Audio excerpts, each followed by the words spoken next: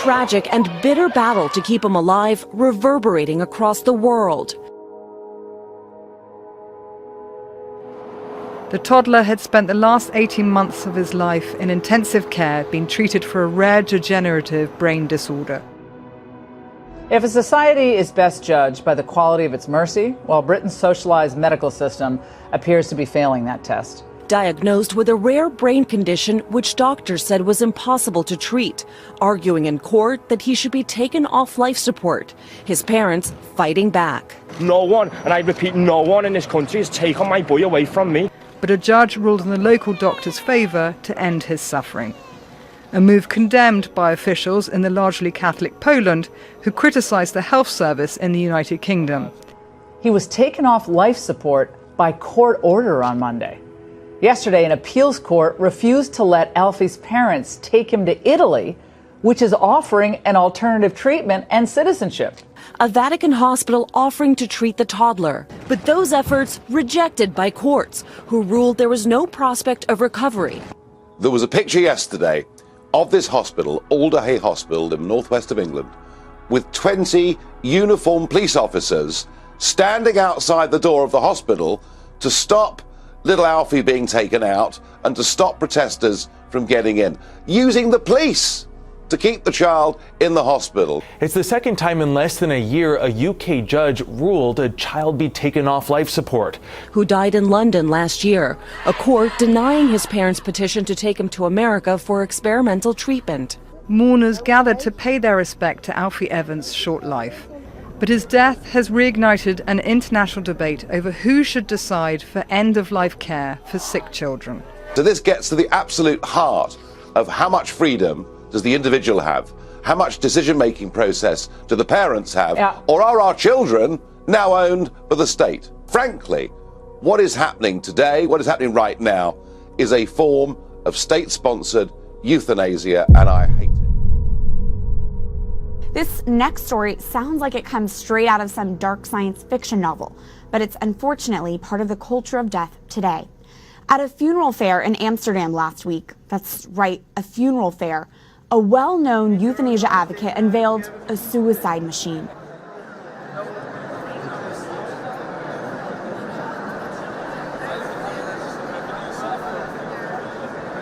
Visitors to the fair used virtual reality glasses to simulate the experience. Nishka and Dutch designer Alexander Banning hope to build the first functioning Sarco by the end of the year.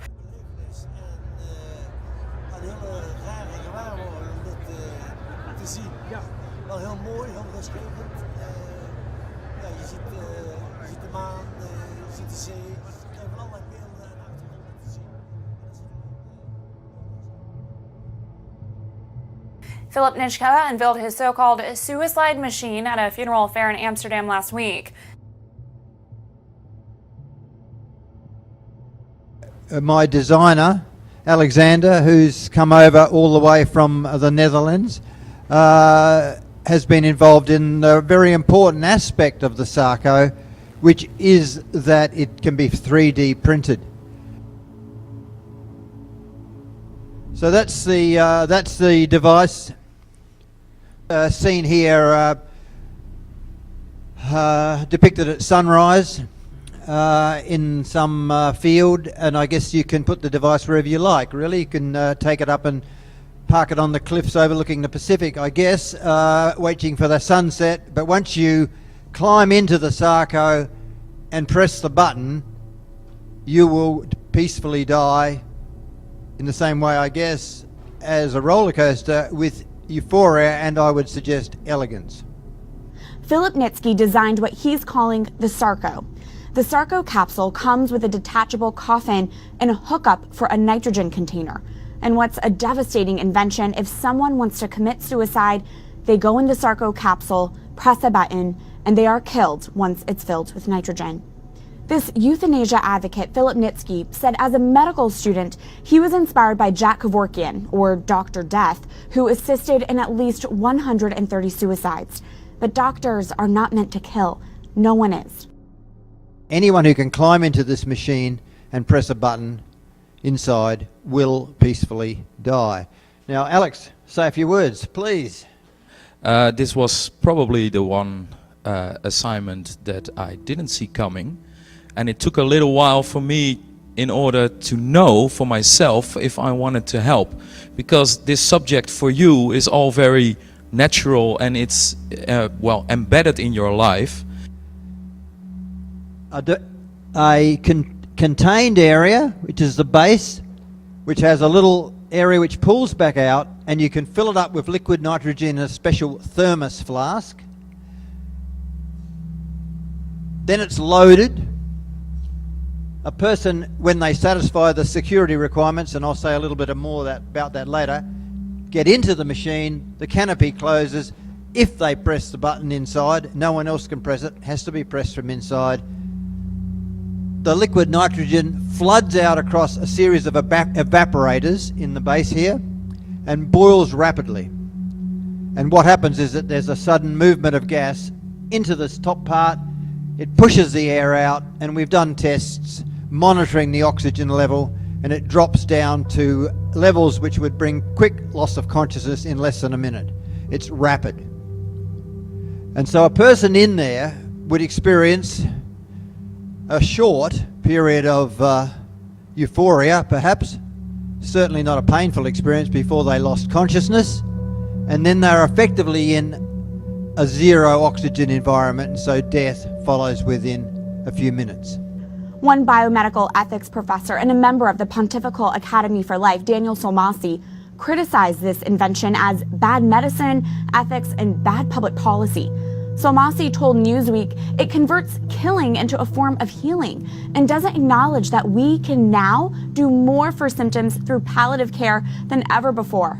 I thought to myself, I can see a world where people who want a peaceful death, reliable at the time of their choosing, shouldn't be able to have that option. And I can see something like this for common use as a way of solving that issue. Emerged that Australia's most controversial euthanasia activist is linked to the deaths of 3 women at Ephraim Island. An elderly mother and her 2 daughters are suspected of making a suicide pact following contact with Philip Nitschke. An elderly Hervey Bay couple has died in one of 2 apparent suicide pacts in just 2 days. The couple, aged in their 60s, took their own lives last night. On Wednesday, police in Mooloolaba found the bodies of another couple. Authorities believe their death was carefully planned after attending assisted suicide workshops hosted by controversial euthanasia advocate Dr. Philip Nitschke.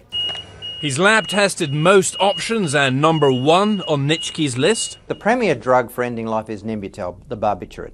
And Nitschke, predictably dubbed Dr. Death in the press, is selling Nembutal testing kits. The amount needed to turn it back into a colourless liquid gives you an idea of what the strength of the Nembutal must have been in this bottle. But this is information, not encouragement. I would argue that. Nembutal is available in Mexico, and Nitschke has accompanied terminally ill patients to buy the drug. $30 a bottle, no questions asked. You pour it into a glass and you drink it, you follow it up with your whiskey, and I've never seen anyone finish their whiskey.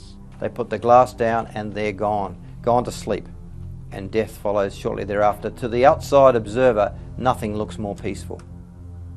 And inside? We may never know.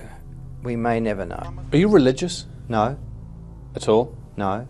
Creating a suicide machine sends the message that some people are better off dead. But we know that's not the truth.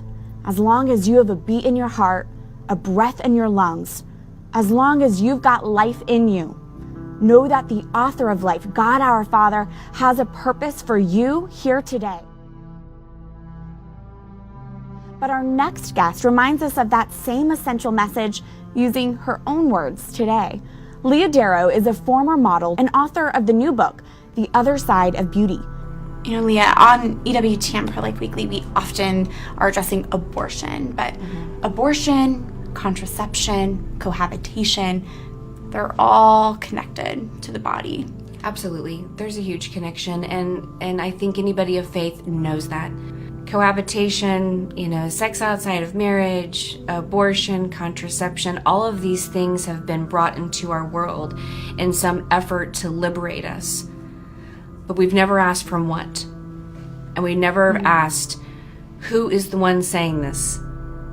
And there is a voice in this world that wants to liberate us, in a sense, from truth, from God. And that voice does not come from God. That voice is evil. They know the connection of when we don't define love in light of Christ, then things start to break down. We allow ourselves to be used for the sake of love. We've made our bodies in particular idols. They're golden calves everywhere. We worship them. I mean, how often do we really think about our spiritual life? How often do we think about our soul? You know, I mean, so often, you know, we could get on the scale and see the progress that we've made. What if we got on the scale and it told us the progress of our soul?